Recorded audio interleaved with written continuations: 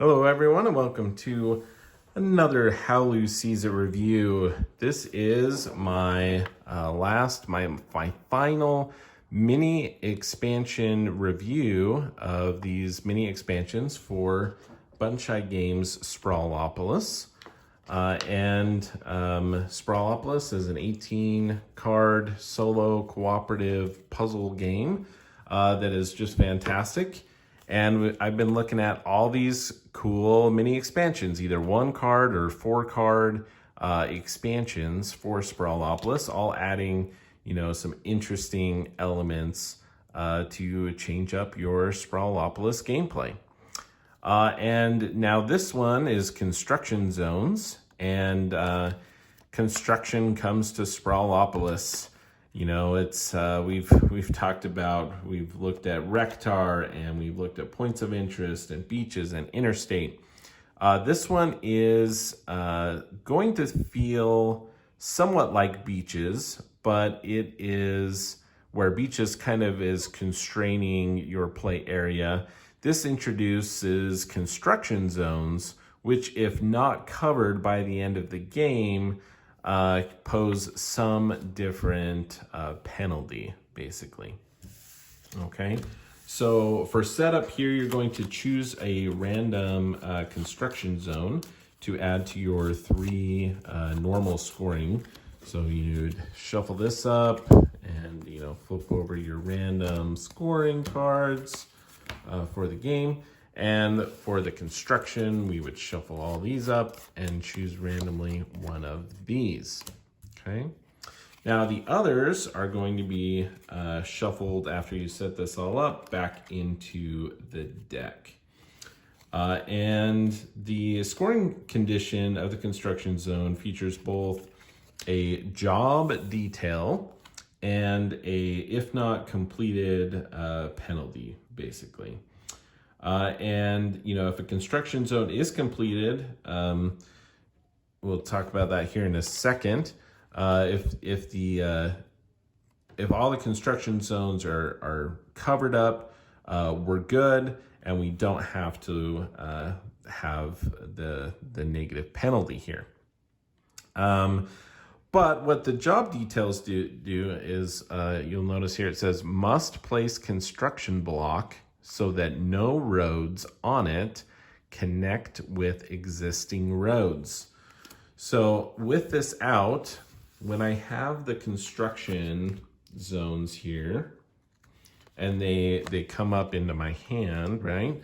When I play this, I cannot connect it. So I wouldn't be able to play it like this with the specific job details, because the construction block here, road, is connecting with another one, okay?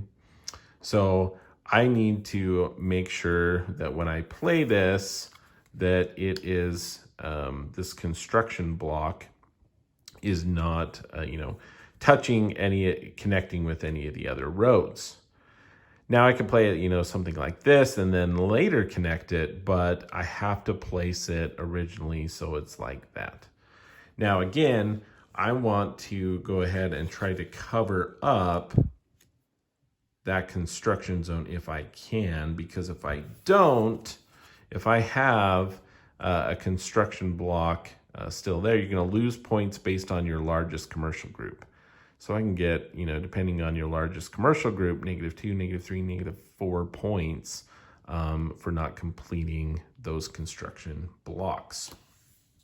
So as they come up, it would be real painful to go ahead and have one of those come up near the end. So that does have that kind of similar feeling from Rectar, where it's kind of like, oh boy, when are these construction zones going to come up? If it comes up at the very end, that's where it's not like Rectar, where you have to put it down immediately. You can kind of gauge that. So you would, if it comes up late in the game, yeah, you're going to have less options, but you can still have the option of playing it and having it, covered up. Or maybe it's worth, maybe the penalty is actually not going to be that large, and so I'm not going to want to worry about covering those up. Okay. So what are the different kind of restrictions and penalties here with the construction zones. So we already looked at this one here. Business is closed. Can't connect that road. So no roads on it. Connect with existing roads, and we lose that. This one here is sudden demolition. You have to place construction block on your turn if it's in your hand. So this one, you can't hold them back. You just, when you have a construction block on your turn, if it's in your hand, you have to play it. Now, if it's not completed, you get -2 points per construction block, okay? So that one's just specific what construction blocks are left. This one, Bulldozed, you must place the construction card on top of 4 existing blocks. So it has to go on top of 4 other blocks, each of those that as you play those. If not completed, you're going to get -1 point per each row and each column with a construction block in it. And last but not least is the noisy neighbors. So this one here must place construction block on an outer edge of the city.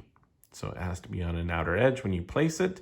If you're not able to cover up all your construction zones, you're going to get -2 points per residential block adjacent and or diagonally adjacent to a construction block. So anything around there residential, you're going to get -2 points each for those, which seems to make sense, right? So I like the setup of these. I think they're done really, really well and provides just another way to liven up and freshen up Sprawlopolis, giving you even more ways to make life harder for yourself, more puzzly.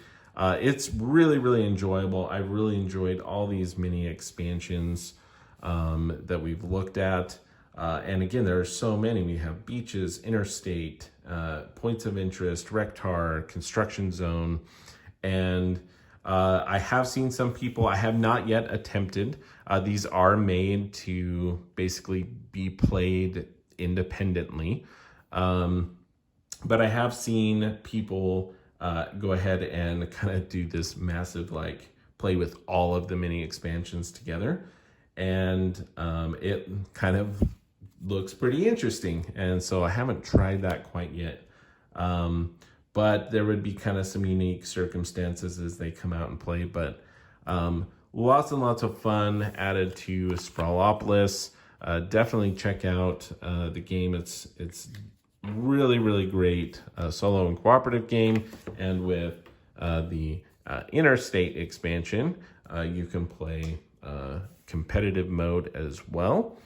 And these mini expansions just add variety and add a little bit of change to the game beyond what already is a huge variety of these 18 scoring cards that you're choosing 3 from each time, let alone the, different timing of when the cards come up.